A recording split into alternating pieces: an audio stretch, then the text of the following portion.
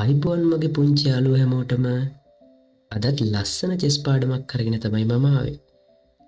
ඔයාලා අද ඉගෙන ගන්න යන්නේ චෙක් කියන පාඩම. අපි බලමු මුලින්ම චෙක් ප්‍රහාරයක් කියන්නේ මොකක්ද කියලා. බලන්න මේ චෙස් බෝඩ් එක දිහා. ඉතින් සුදු පිලට තමයි අදින් වාරේ හිමි වෙලා තියෙන්නේ. සුදු පිල ක්‍රීඩා කරන ක්‍රීඩකයා එයාගේ රුක්කිත්තව C2 කොටුවට අදිනවා. දැන් දුවල පුතාලා හැමෝටම පේනවා ඇති සුදු රුක්ගෙන් කළු කින්ට ඇටැක් එකක්. සුදු රුක්ගෙන් කළු කින්ට ඇටැක් එකක්. මෙන්න මේ වගේ අවස්ථාවකට අපි කියනවා චෙක් ප්‍රහාරයක් කියලා. මෙන්න මේ වගේ අවස්ථාවකට අපි කියනවා චෙක් ප්‍රහාරයක් කියලා. තවත් සරලව කිව්වොත් අනික් පිලේ ඉත්තෙක්ගෙන් කින්ට එල්ලවන ප්‍රහාරයක් තමයි අපි චෙක් එකක් කියලා කියන්නේ. අනිත් පිලේ ඉත්තෙකුගෙන් කින්ට එල්ලවන ප්‍රහාරයකට තමයි අපි චෙක් එකක් කියලා කියන්නේ. ඉතින් මං හිතනවා දුවල පුතාලට චෙක් එකක් කියන්නේ මොකක්ද කියලා හරියටම තේරෙන්නේ නැති කියලා.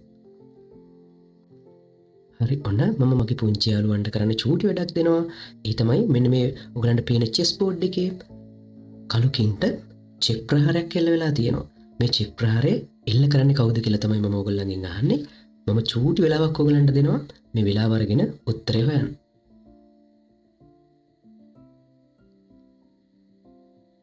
හරි, මම හිතනවා ඔයගොල්ලෝ උත්තරේ හොයාගෙන ඇති කියලා. උත්තරේ තමයි මෙන්න මේ B3 කොටුවේ ඉන්න බිෂොප් තමයි කළු කිං වරයාට චෙක් ප්‍රහාරයක් එල්ල කරලා තියෙන්නේ.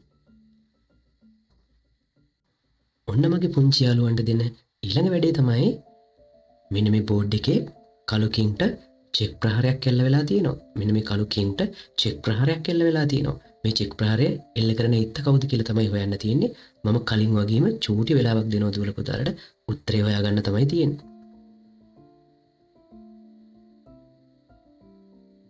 හොඳයි, මම හිතනවා ඔයගොල්ලෝ උත්තරේ හොයන්න ඇති කියලා. මෙන්න මේ නයිට් ගෙන් තමයි කළු කින්ට චෙක් ප්‍රහාරය එල්ල වෙලා තියෙන්නේ. සුදු නයිට් වරයාගෙන් තමයි කළු කින්ට චෙක් ප්‍රහාරය එල්ල වෙලා තියෙන්නේ. හරි මගේ පුංචි යාළුවනේ, ඔන්න කලින් එකේ උත්තරේ හෙව්වා වගේම මේකෙත් උත්තරේ හොයන්න තියෙන්නේ කළු කින්ට චෙක් ප්‍රහාරයක් එල්ල වෙලා තියෙනවා. ඒ කාගෙන්ද කියලා තමයි ඔයගොල්ලෝ හොයන්න තියෙන්නේ. මම ඔයගලන්ට චූටි වෙලාවක් දෙනවා.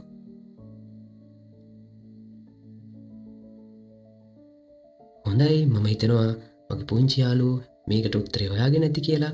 මෙන්න මේ සුදු රුක්ගෙන් තමයි කළු කින්ට චෙක් ප්‍රහාරය එල්ල වෙලා තියෙන්නේ. ඉතින් මම හිතනවා මගේ පුංචි යාළුවෝ හැමෝටම චෙක් කියන්නේ මොකක්ද කියලා හොඳින් තේරෙන්නේ නැති කියලා. ඔන්න ඔයගොල්ලෝ කාට හරි මේ පාඩම හරියටම තේරුම් නැත්නම් ඔයාගේ චෙස් බෝඩ් එකේ මේ ඔක්කොම පිහිටීම් ටික හදලා හොඳින් ඒව නිරීක්ෂණය කරන්න. මොකක් හරි ප්‍රශ්නයක් තියෙනවා නම් මට මැසේජ් එකක් දාන්න, නැත්නම් කෝල් එකක් දීලා ඔයාගේ ප්‍රශ්නෙට උත්තරේ මගෙන් දැනගන්න. හැමෝටම සුබ දවසක්. ඊළඟ පාඩමෙන් අපි හමු වෙමු.